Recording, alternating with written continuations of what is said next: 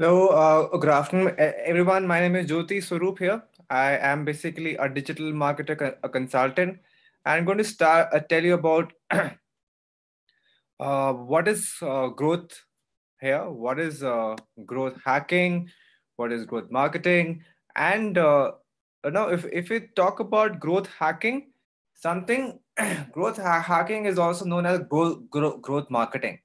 So, growth marketing and the growth hacking is generally the use of resource lab or cost effective digital marketing tactic to help grow and retain active user base, sell products and gain more and more exposure. Now, hacking, it does not mean that you are hacking people or you are hacking someone's desktop or you're hacking some other application. It's not like that.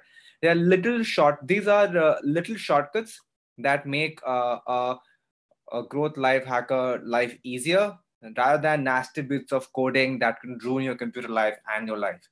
So growth hacking is mostly very commonly associated with startups and small business. Now, for example, those organizations don't have huge amount of cash to generally spend on activities or promotions, and they need quick results. However, it's a generally it's a scalable concept applicable to mostly online businesses keen to maintain the growth and retention of an active user base. So people ask, what is growth hacking? Then what is traditional marketing? What is the difference actually? And then what is a digital marketing? So I'll tell you first. We'll have a small clarification about what is small difference between growth hacking and traditional marketing. Generally, a lot of people think of growth hacking and marketing as one and the same. They are literally not same. Growth hacking is like little bit of marketing. The ultimate aim is to get customer acquisition or to encourage more people to use a particular product or kinds of different services. As the origins with the startup community, it relies heavily on different tactics that does not involve huge amount of markets spending. No, that is how. So growth hacking combines marketing, optimization, and development. Generally, know how to pull off automated marketing on a very small budget. That is generally with the mostly with the startups. So you might be, for example, you might be getting it like automated notification emails. You have sign up forms. You have sign up driven home pages. You have streaming onboarding for new customers. So these are called growth hacking and traditional marketing. Small difference. Then now, who is a basically a growth hacker?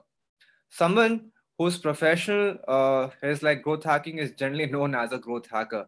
This was basically started generally from 2010. So a growth hacker that came as Sen Ellis, right? So he is a former and current chief executive of growthhackers.com. So generally, what happens?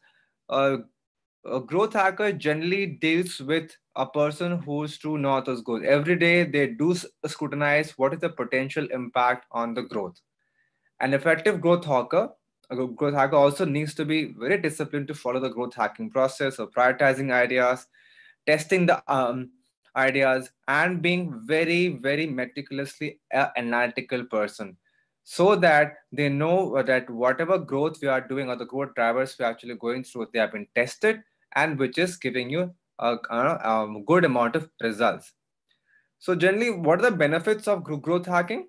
Generally, a provable ROI by using various data part to inform every decision you make and tracking the performance uh, of a hack accurately. You can see each which of your growth hacking strategies are performing that you hope and which are not working. First, and then comes it is low cost.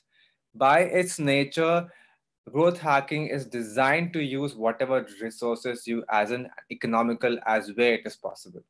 Generally, for example, tactics using ensuring landing pages are leveraging SEO best practices to rank highly in search engines for important keywords, uh, writing impactful content such as case studies, and then sharing broadly on social media channels is also a very great tactic.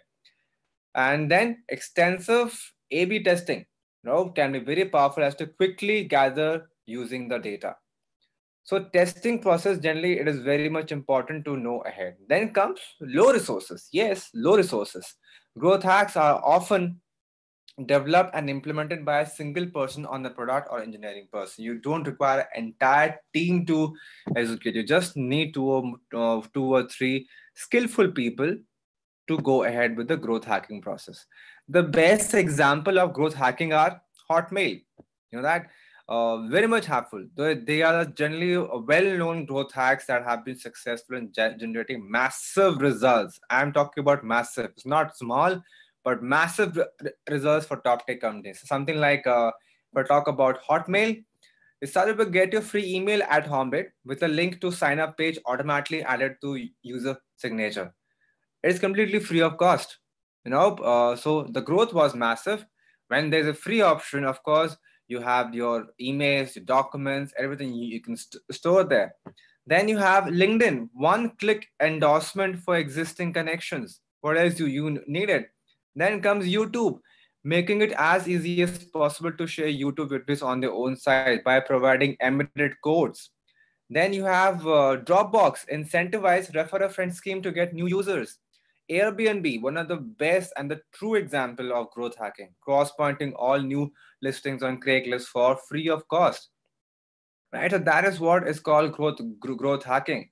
Now I'll just give you a brief intro or no, throw some light on growth hacking versus digital marketing, which is better. So, digital marketing advantage, like you have digital marketers are, they generally strive to achieve brand awareness and consumer loyalty to market a product or service they find useful for the audience. This requires, especially them, to find the best places to make what they're offering offer is to appealing, whether it is appealing to the users or not. They generally use many digital marketing platforms to get the message across. They take advantage of social media, email marketing, SEO, landing pages. So they work for for providing the capital they need to carry successful campaigns, pay website traffic using PPC campaigns. So they have the funds at their disposal to help them achieve the goals. But a growth hacker, what does they do? They generally what they do is growth hackers are typically associated with startup companies. No, they are looking for exponential growth. So a growth hacker who has worked previously with for example, company like Uber, successful growth rates come for those who are offering a product service that people love completely. It is know that, right? The growth hacking and digital marketing has a they go hand in hand. Growth hackers all will always value digital marketing. They will always value digital marketing.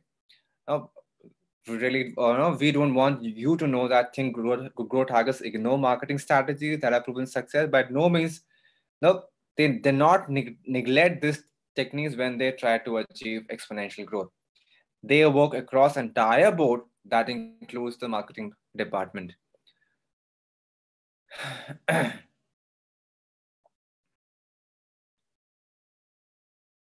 Okay, just give me a moment.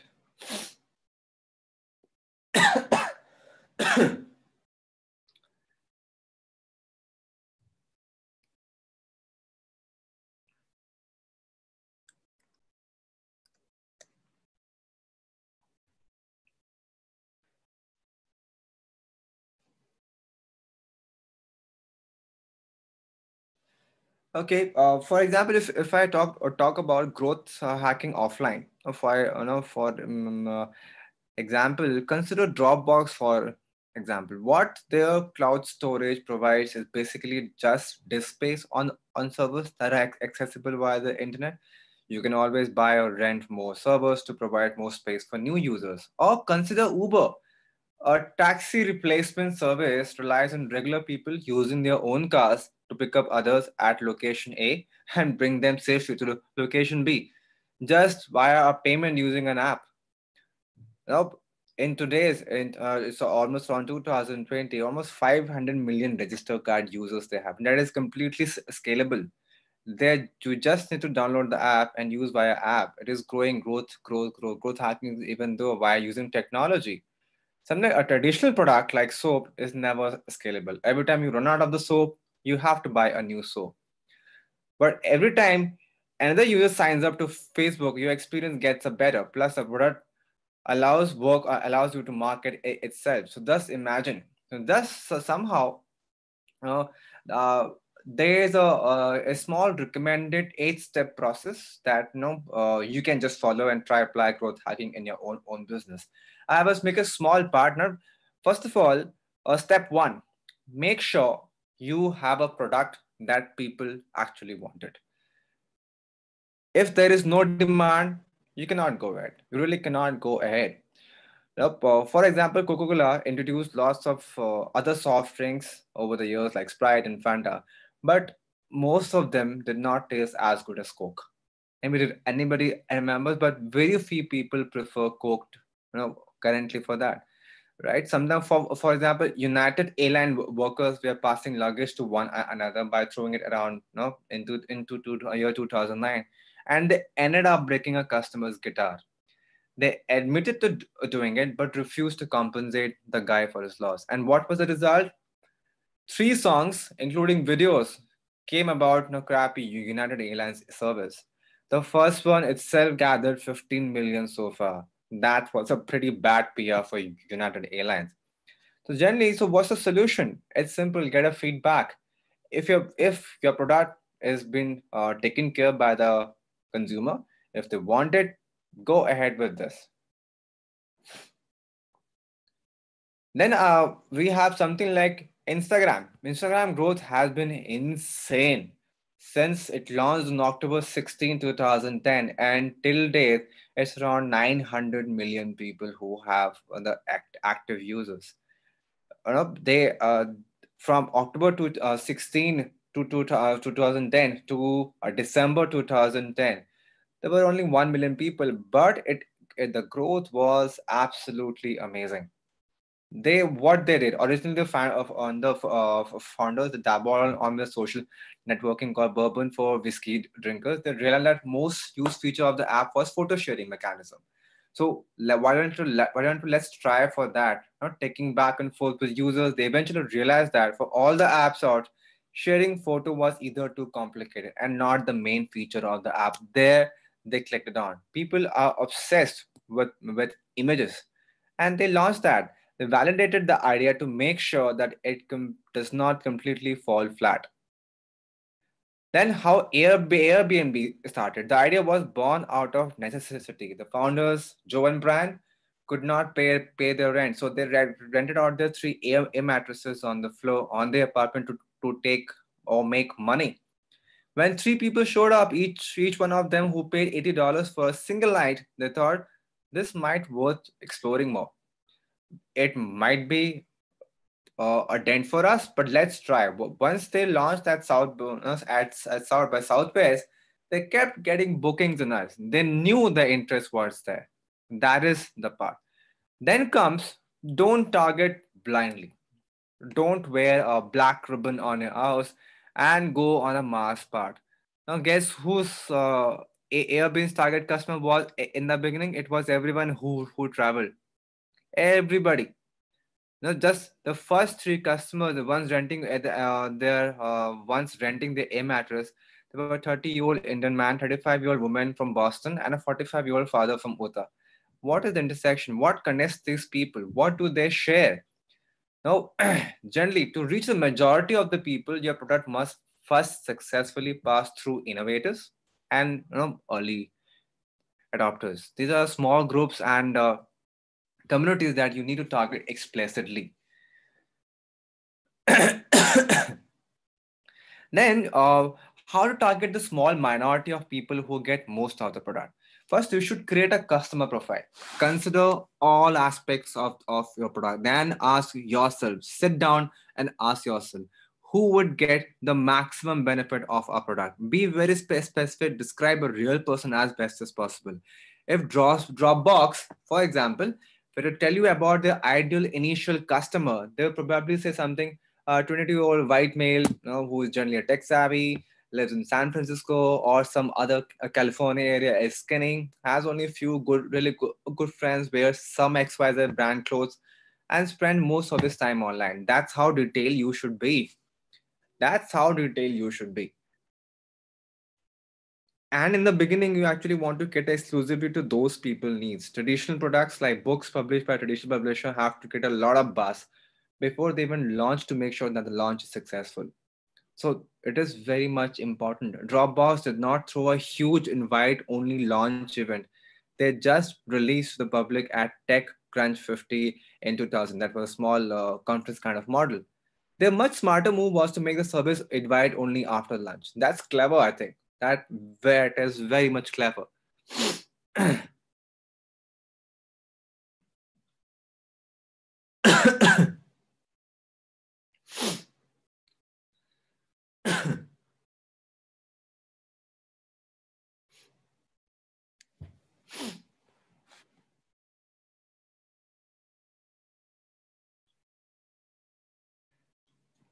So once they think that okay, now that's a smart food, they launched it at an event where the idle customers gathered every year. Then they created a aura and exclusivity around the product. People looking to join the service needed an invite from the current users to get in.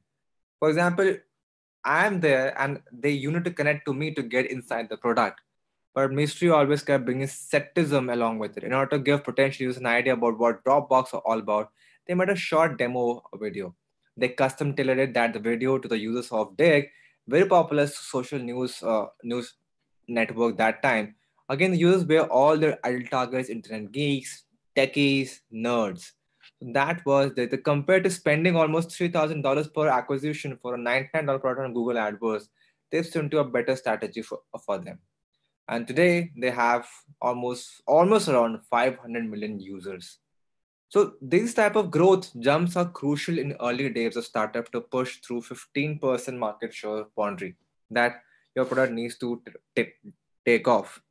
For example, if there's a small great example you have, there's something called Hotmail, right? Everybody is not aware about Hotmail. If you're a Gmail user, Hotmail seems old school for everybody. Because most of the people are there on Gmail. Hotmail is not generally seems to be kind of a it's very old traditional. But but since Microsoft acquired Hotmail, they've grown to about 400 millions. 400 millions. They were way ahead till the time I think around 2012. So they grew up fast. No, they wanted more people because that there was the first one who came up with the email part. That's part it actually there.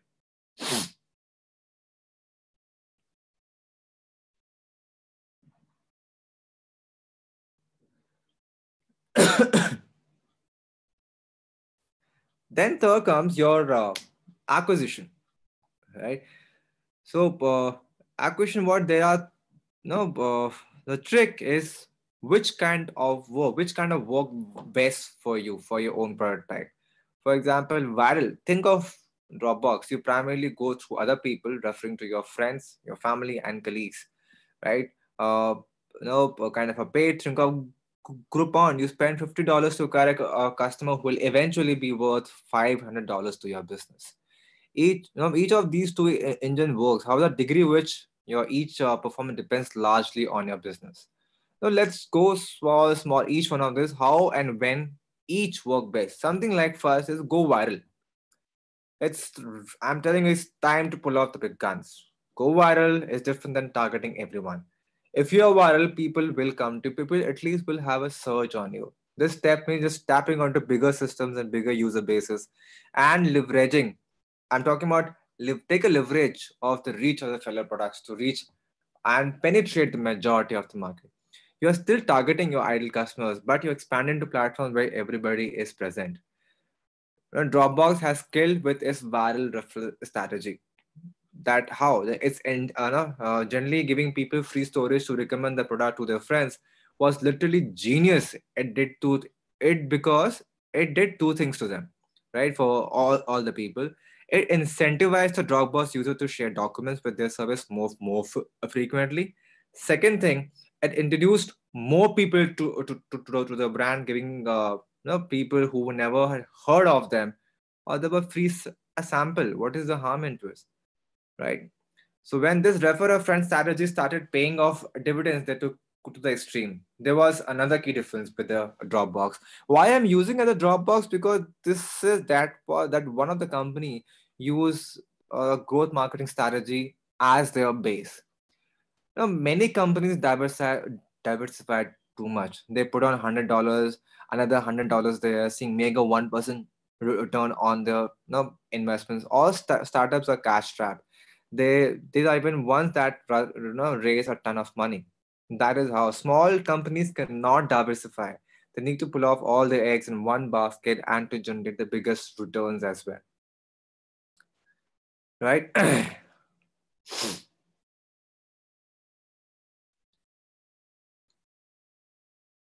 So, the kind of tip but I would like to give in the part of acquisition, give people a reason to deeper into your embeds. For example, YouTube player automatically plays the next video or gives you a selection of related videos at the end of each video. That look kind of a little psychological, but they want the consumer to be engaged. That makes it highly likely that you will switch to YouTube after watching an embedded video. When you decide on whether you want to make your product embeddable or not, be sure the customers have a reason to embed. That's easy to do, and that you entice them to dive into your embed. That is how. Right? PayPal was struggling to get a foot in the door with the majority of the market. Few retailers actually offered them as an option. That is how it happened.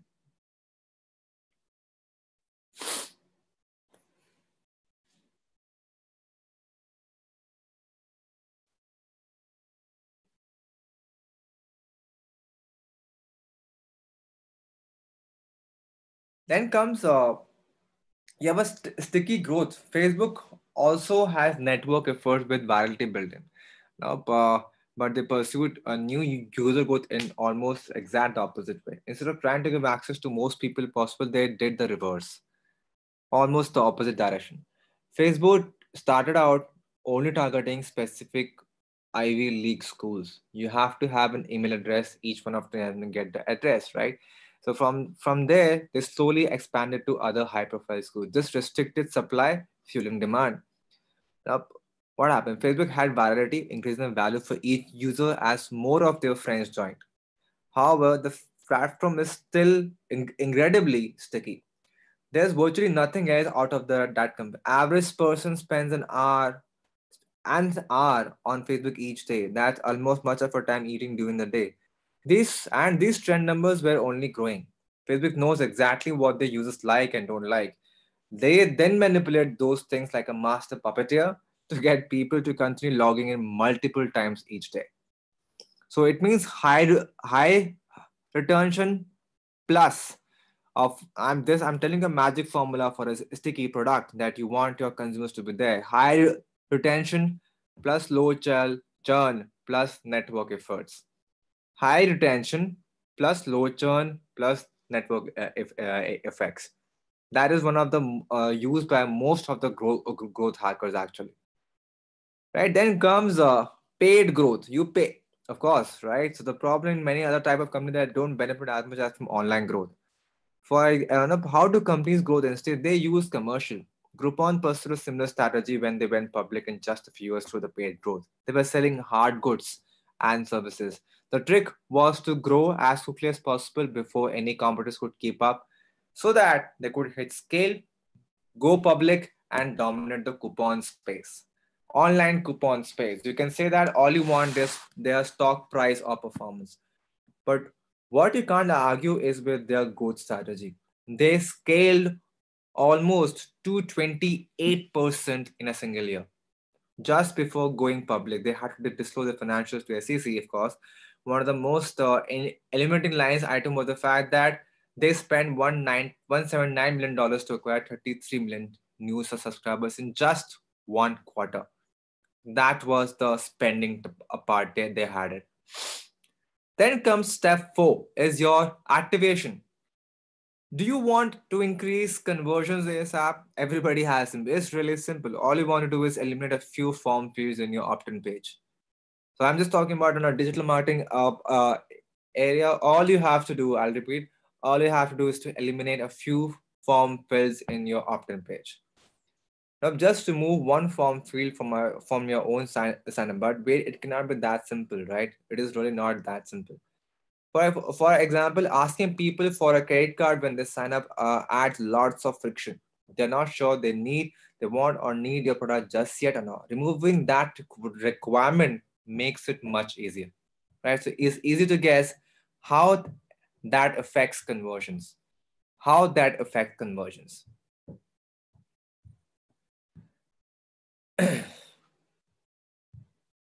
So it's useless to get more people to convert. If more of them are going to leave, that's not a successful activation. Instead, you should focus on getting qualified people to stick around. Sign-ups or opt-ins are a good start, but they don't have to give you the complete picture as well.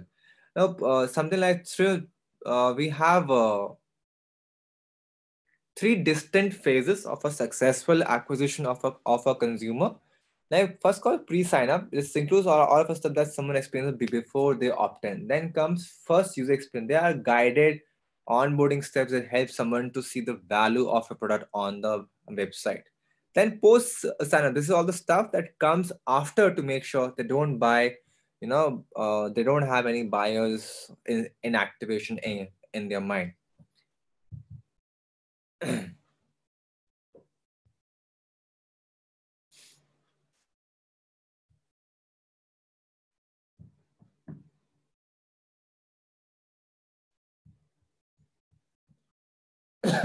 Excuse me for that.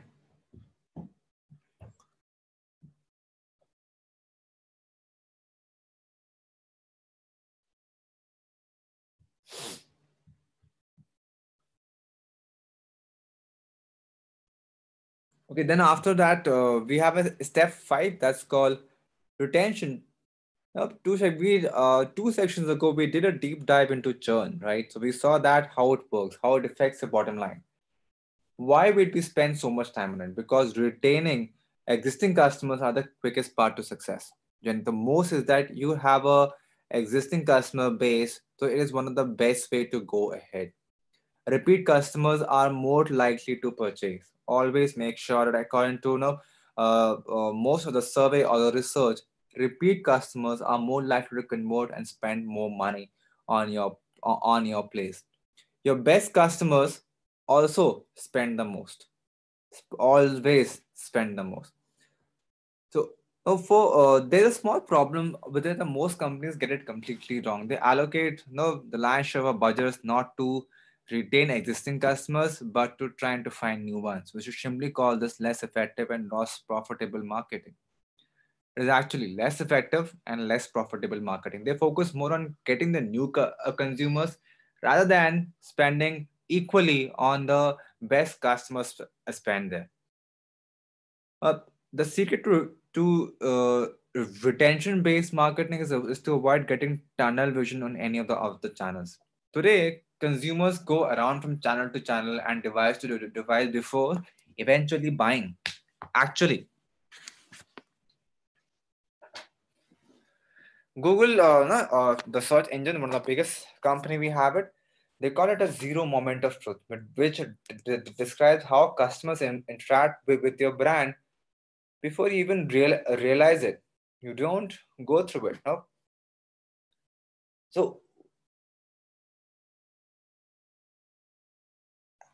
they are visiting different sites and consulting different sources. That's why it is often takes a less five touches before even consumers will give you the time of the day. The trick is to mix those touches up after everywhere all part you have it.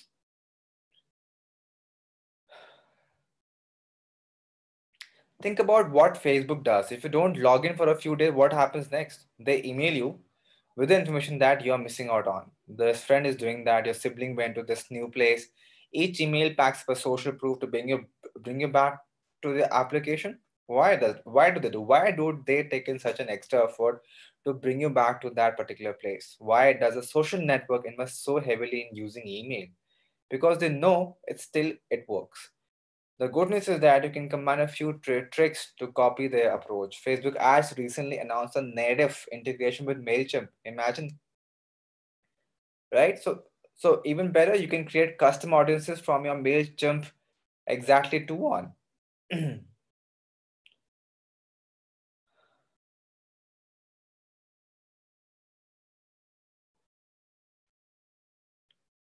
Then you have a sixth step that's called revenue. Money is always a new towards a company, right? So that's why they require heavy investment to scale up. You need a team and an infrastructure that will one day be capable of processing millions of orders. And charging $10 per month does not cut it. This puts you in the red in the first year. You're stuck in negative cash flow. Try to hang on along with the recoup your investment. That's why hosting company like VP Engine, no, generally has raised almost $41.2 million now. And they get a special email campaign to front load annual purchases.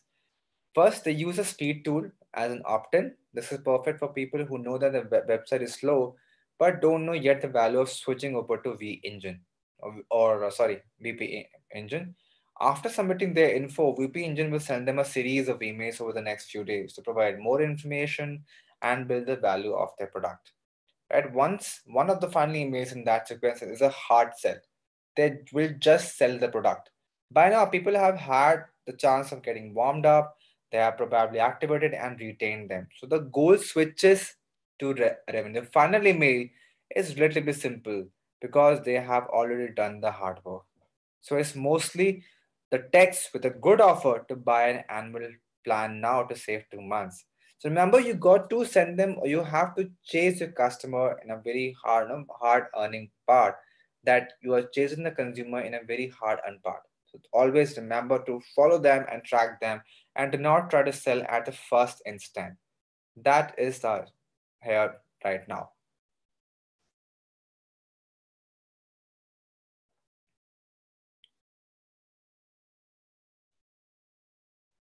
For example, the expensive shipping is the biggest hurdle to going forward with a purchase, right? This one is a no-brainer.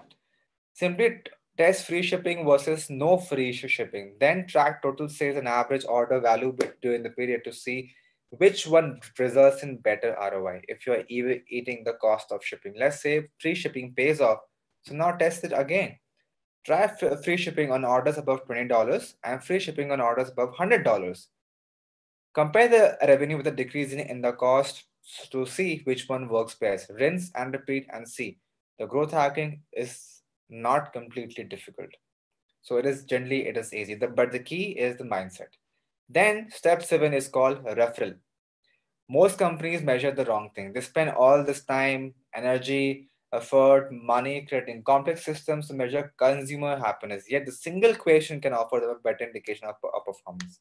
Even more, the simple question is that much better or top line growth. Would you recommend this company to a friend? Sounds too easy. That's called growth by word of mouth.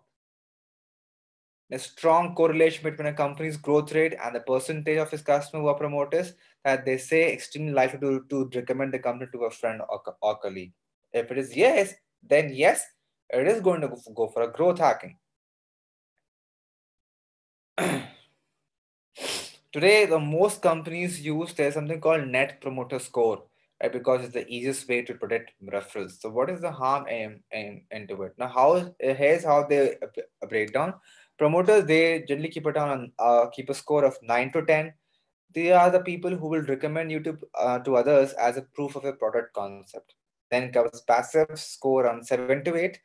These are the people generally who are fine with the product but would switch to another alternative if it presented itself. Detractors is like score 0 to 6. These are the unhappy people who will only churn soon when will talk badly about a product. So you want to pay attention more to the middle group for retention. Ideally, you want to get in touch with them and try to save them before they leave. That is called passives. That is why never ignore them completely. Never ever.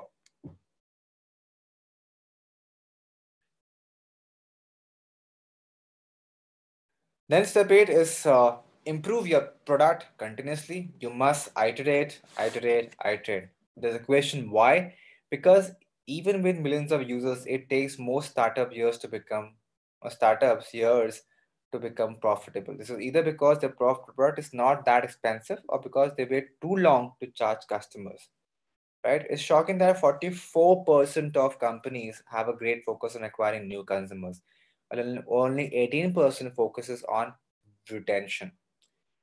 The selling to existing customers is much more easier rather than to a new customer. So likelihood of getting a sit with the existing customer 60 to 70%, but it's only 5 to 20% of new customers. So I always recommend to go ahead with this only that thing. Conclusion is that on this 8 step strategy is that it only took Facebook 8 years to reach $50 billion valuation. That kind of growth was completely unexpected. So, but Uber reached the same valuation in 5 years. So these growth hacks generally work, but it does not apply to most of the industries. Growth hacking is not a fixed strategy. It's a mindset. Now, generally, most of them make sure that there are 8 steps again that you can take it up from this webinar is that make sure you create a product people actually want to buy. Putting out free content in your niche, sharing it in social media. Second, asking and answering questions to get good ideas. Instantly collecting feedback on your ideas. Validating your ideas by getting customers before fully binding the solution. Second, target only a small niche market first. Make it an exclusive experience for them. Help them spread the word within their community. Pick a growth model that works best for your industry or product. Go viral. Under the third option, pick a growth model and that works best for your product. Go viral through incentivizing the sharing of your product. Retain users through the long haul with sticky features, as we talked about, or increase the lifetime value of each consumer so that you can profitably buy new consumers. Activate customers by giving them a happy first experience. Streamline user flows to get people into the product quickly. Create product tutorials. Very important. It is generally very easy to create, even though. Create product tutorials to seamlessly onboard customers. Retain users by combining messaging across channels. Add paid remarketing campaigns to your triggered emails. Plan them in advance so that switch messaging based on whether people do not stick around. Never stop trying to front load cash. Big revenue increases can be as simple as getting customers to prepay. Use simple metrics to predict your product's referral potential. Keep improving your product day and night, constantly iterating and releasing updates, testing every detail, and optimizing the onboard process. So, so let me know where is the growth hacking generally you are lacking. That I can answer you completely for that.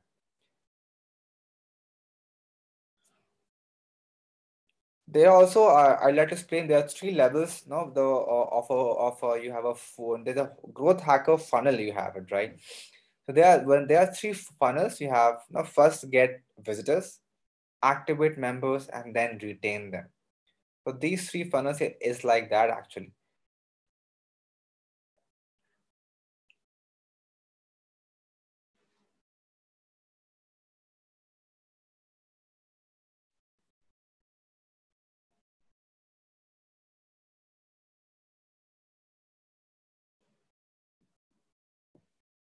So we'll slow go on this part first. Getting a visitor.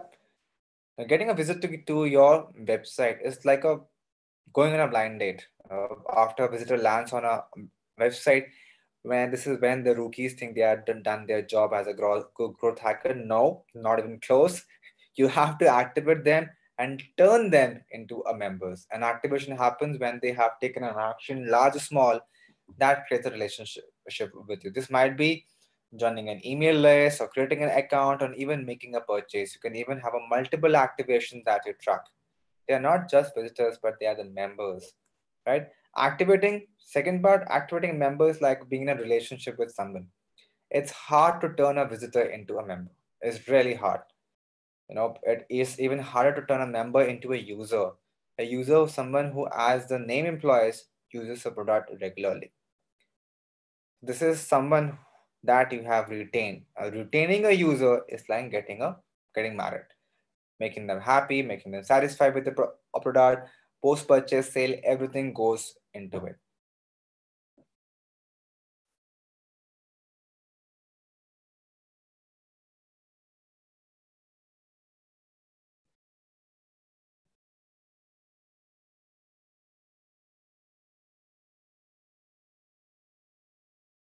So this was the growth hacking was all about. Let me know in case you have any doubts, so you want to get in touch with me. I'm there available on LinkedIn. You can search for me on Google itself. You can just type my name, Jyoti Swaroop. I'll be available for you on LinkedIn. Connect with me there. I'll be happy to resolve your issues. Thank you so much. Have a good day.